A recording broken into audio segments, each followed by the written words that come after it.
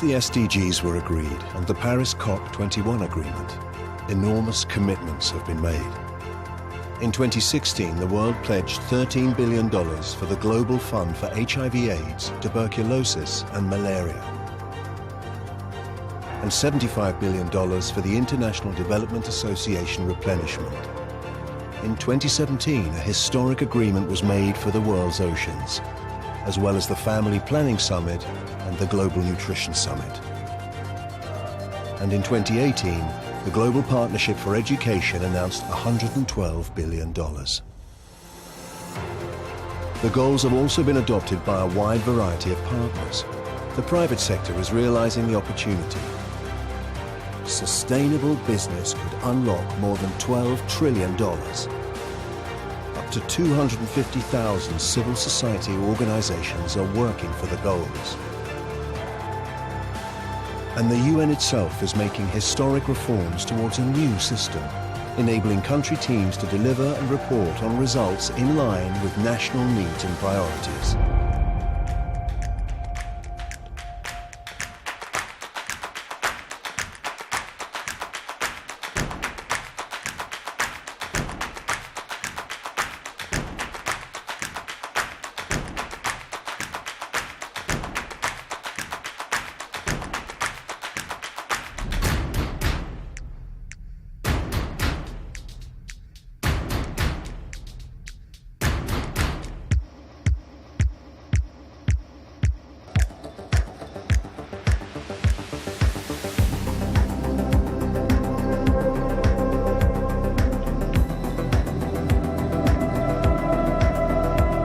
SDGs, every single day is important. In order to leave no one behind, no goal can be left behind.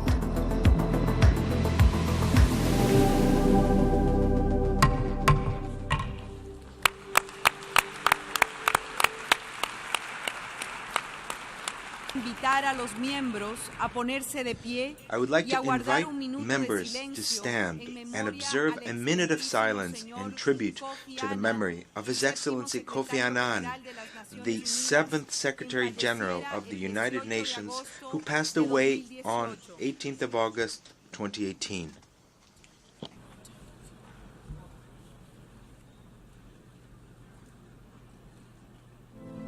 I remain convinced that the only answer to this divided world must be a truly united nations. Climate change, HIV/AIDS, fair trade, migration, human rights, all these issues and many more bring us back to that point. Addressing each is indispensable for each of us in our village, in our neighborhood, and in our country. Each of us must share the pain of all who suffer and the joy of all who hope. That is what the founders of this organization believed in. It is what I believe in. It is what the vast majority of people in this world want to believe in. Together, we have pushed some big rocks to the top of the mountain, even if others have slipped from our grasp and rolled back. But this mountain, with its brazen winds and global views, is the best place on earth to be. It's been difficult and challenging, but at times thrillingly rewarding. I yield my place to others with an obstinate feeling, a real obstinate feeling of hope for our common future.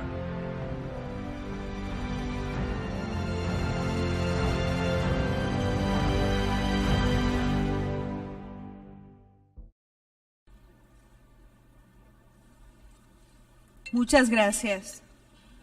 Thank you very much. Your Excellency, Madam President of the General Assembly, distinguished heads of state and government, excellencies, ladies and gentlemen. Our world is suffering from a bad case of trust deficit disorder. People are feeling troubled and insecure. And trust is at a breaking point. Trust in national institutions, trust among states, trust in the rules-based global order. Within countries, people are losing faith in political establishments. Polarization is on the rise and populism is on the march. Among countries, cooperation is less certain and more difficult, and divisions in our Security Council are stark. Trust in global governance is also fragile, as 21st century challenges outpace 20th century institutions and mindsets. We have never had a true system of global governance, and much less a fully democratic one. But still, across many decades, we established solid foundations for international cooperation. We came together as United Nations to build institutions, norms, and rules to advance our shared interests. We raised standards of living for millions. We forged peace in troubled lands, and indeed, we avoided a third world war. But none of these can be taken for granted. Today, world order is increasingly chaotic, power relations are less clear, and universal values are being eroded, democratic principles are under siege, and rule of law is being undermined. Impunity is on the rise as leaders and states push the boundaries, both at home and international arena. And we face a set of paradoxes. The world is more connected, yet societies are becoming more fragmented. Challenges are growing outward, while many people are turning inward. And multilateralism is under fire precisely when we need it most. So, Excellencies, ladies and gentlemen, it is true that we are moving in the direction of a multipolar world.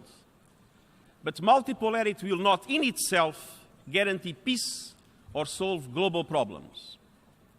A century ago, Europe was multipolar. A balance of power was deemed sufficient to keep rivals in check. It was not. Without strong multilateral frameworks for European-wide cooperation and problem-solving, the result was a grievous world war. And today, with shifts in the balance of power, the risk of confrontation may increase. In assessing the Peloponnesian War in ancient Greece, Thucydides said, and I quote, "It was the rise of Athens and the fear that this instilled in Sparta that made war inevitable." This is what the political scientist Graham Allison calls the Thucydides trap. But in his book, Destined for War, and reviewing many examples of rivalry in the past, he concluded that conflict is never inevitable. Indeed, with leadership committed to strategic cooperation and to managing competing interests, we can avoid war and steer the world onto a safer path. Madam President, 13 days ago, we laid to rest in his home soil of Ghana, Kofi Annan, the 7th Secretary General of the United Nations, the first from sub-Saharan Africa to occupy this exalted position. On behalf of the people and government of Ghana, I wish to extend our heartfelt gratitude to the United Nations Secretariat, led by the Secretary General, His Excellency Antonio Guterres, and the whole world community for the outpouring of grief and condolences that we received on the passing of Kofi Annan. We were deeply touched that so many world leaders and people took the trouble to come to Accra to bid him farewell. Kofi Annan's passionate and profound belief in the United Nations and his certainty that a better organized and stronger United Nations would make the world a better place is an ideal that should not be allowed to die. Today, we continue to be faced with the stark reality that resolutions, norms, and any number of votes in the Security Council and General Assembly mean nothing without the political will to enforce them. We are still to come to terms with what the role of our organization should be. Should it just be a club of nation states that exists to look after their own interests? What of its constitution, by we the peoples, as declared in its founding document? Does the theme we have chosen for this assembly have any relevance in real life? And do we want to make the United Nations relevant to all people? Do we want an organization that ensures shared responsibilities for peaceful, equitable, and sustainable societies? Or should it remain the place to pass resolutions that are ignored with impunity? Madam President, when some of the nations of the world gathered in San Francisco 73 years ago and signed the landmark document that created this organization, it was a very different world from what we have today. And I do not refer only to the difference in the numbers in the room on that occasion, nor the difference in the mode of travel that brought the leaders to that meeting and the jet planes that have brought all of us to New York this week. Nor do I refer to the tweets by which we communicate now and the elegant handwriting that they employed back in 1945. I refer to the theme we've drawn up for this General Assembly and wonder if it would have been comprehensible to that group in San Francisco. It is a different world we currently live in, and we should accept that this organization must change to suit contemporary needs. Madam President, 10 years ago, as the General Assembly was starting its proceedings, the world was plunged into a financial crisis. The first scenes of that crisis were played out on the street not far from where we are gathered, but the consequences were felt and are still being felt around the world and in small countries like Ghana.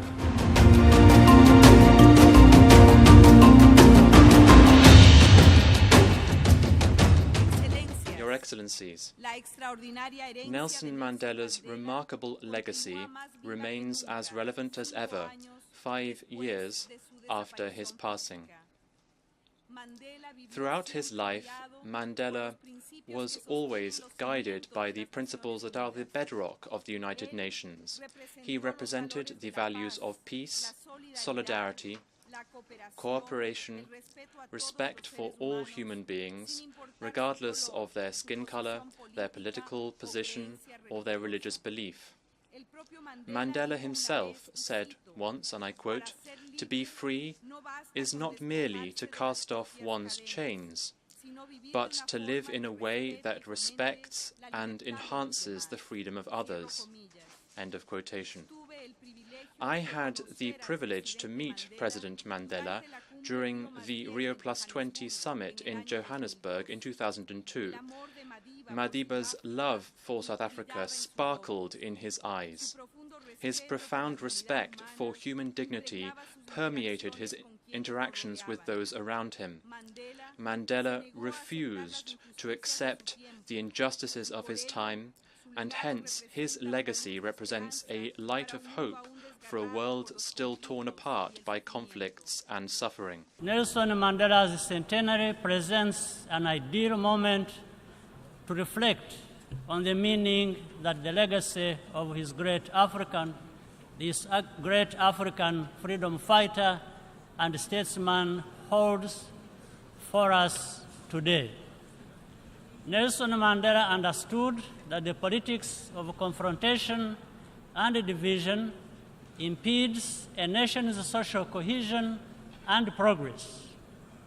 Even though the wounds were still fresh, he endeavored to show that the suffering endured by him and countless other South Africans could be redirected toward building a more positive future for the country. This was not an easy message, but President Mandela was a true leader and inspiring communicator. He did what was right, even when it was not popular. It strikes me with gratifying humility that at this moment of reflection, we associate Nelson Mandela as a reference point to help guide us in fulfilling this supreme mandate. Indeed, Madiba's legacy as a freedom fighter, peacemaker, and statesman speaks to the core of our greatest aspirations for the United Nations and for humanity. To celebrate Madiba's life and his contributions to the world is twofold: to take inspiration from the values he embodies and to emulate his unwavering commitment to freedom, equality, justice, and dignity for all. Let me pause here and bring to mind the legacy of Kofi Annan, my dear brother and fellow elder, who also embodied the values of which the UN holds dear. His moral fortitude and commitment to justice should also serve as inspiration to shape the international community into a more stable, peaceful, and equitable one. President of the General Assembly, Deputy Secretary General, President Matamela Cyril Ramaphosa, Madame Graça Machel, Excellencies, once in a while, someone comes along who manages to leave an indelible imprint on his generation and humanity. Nelson Mandela, the man in whose memory this plenary on global peace is being held, is clearly one such person.